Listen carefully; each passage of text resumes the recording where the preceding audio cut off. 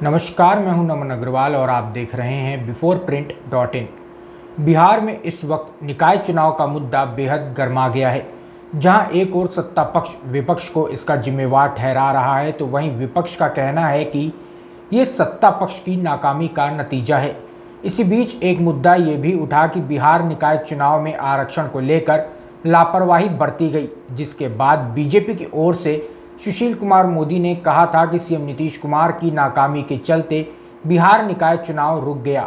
और तो और सुशील मोदी ने यह भी कहा था कि बिहार में आरक्षण बीजेपी की ही देन है।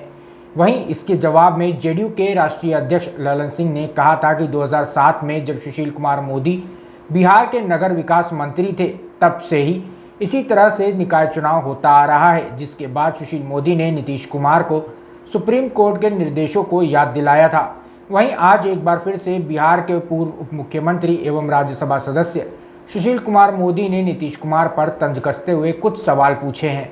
सुशील मोदी ने पूछा है कि यदि सुप्रीम कोर्ट ने पिछड़ों को निकाय चुनाव में राजनीतिक आरक्षण देने के लिए विशेष आयोग बनाने का अपना निर्देश दोहराया, तब भी क्या नीतीश सरकार आयोग का गठन नहीं करेगी?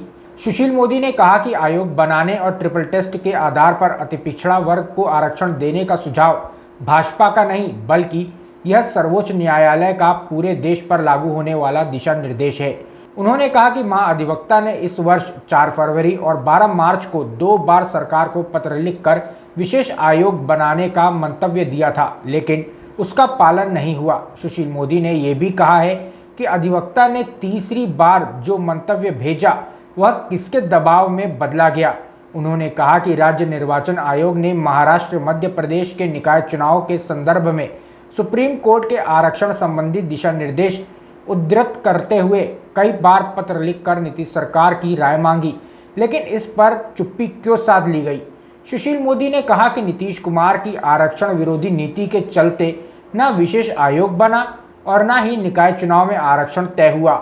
उन्होंने कहा कि मतदान से सप्ताह भर पहले चुनाव पर रोक लगने और हजारों अति पिछड़ा उम्मीदवारों के करोड़ों रुपए की क्षति के लिए कौन जिम्मेदार है। वहीं नीतीश कुमार को सलाह देते हुए सुशील मोदी ने कहा कि मुख्यमंत्री को स्थगित निकाय चुनाव के प्रत्याशियों के नुकसान की क्षतिपूर्ति का प्रावधान करना चाहिए। एक बार आप भी सुन लीजिए कि क्या कुछ बोले हैं सुशील कुमार मोदी। भारतीय जनता पार्टी का ये सुझाव नहीं है कि डेडिकेटेड कमीशन बनाया जाए, बल्कि ये तो सुप्रीम कोर्ट का निर्देश है और उसी निर्देश को पटना हाईकोर्ट ने दोहराया है कि अगर अति पिछड़ों को आरक्षण देना है तो पॉलिटिकल पिछड़ेपन की पहचान के लिए एक डेडिकेटेड आयोग बनाइए। नीतीश जी, आप करें सुप्रीम कोर्ट जाएंगे? अगर सुप्रीम कोर्ट ने भी यही दिशा निर्देश दिया तो आप आयोग बनाएंगे कि नहीं बनाएंगे? क्योंकि आपकी पार्टी के लोग करें कि बीजेपी आयोग की मांग कर मामले को उलझाना चाह रही है। अरे हमारी मांग थोड़ी है, तो सुप्रीम कोर्ट और हाई कोर्ट का निर्देश है। साथ ही नीतीश जी, आप ये बताइए कि 4 फरवरी और 12 मार्च 2022 को बिहार के एडवोकेट जनरल ने यह राय दी थी कि नहीं दी थी कि सुप्रीम कोर्ट के निर्देश के आलोक में एक स्वतंत्र डेडिकेटेड आयोग का गठन किया जाए? क्या यह सच नहीं है कि राज्य निर्वाचन आयोग ने अनेक पत्र लिखे और सुप्रीम कोर्ट के सारे निर्णयों का हवाला देते हुए राज्य सरकार से कहा कि डेडिकेटेड कमीशन बनाया जाना आवश्यक है, लेकिन आप अपनी जिद के आगे अड़े रहे, जिसका परिणाम बिहार भुगत रहा है।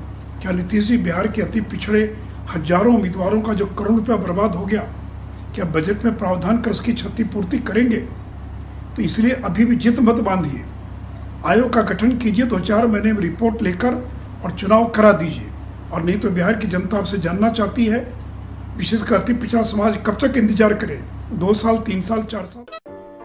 अगर आपको हमारा वीडियो पसंद आया हो तो इसे लाइक करें, सब्सक्राइब करें और साथ ही बेल आइकन दबाना ना भूलें।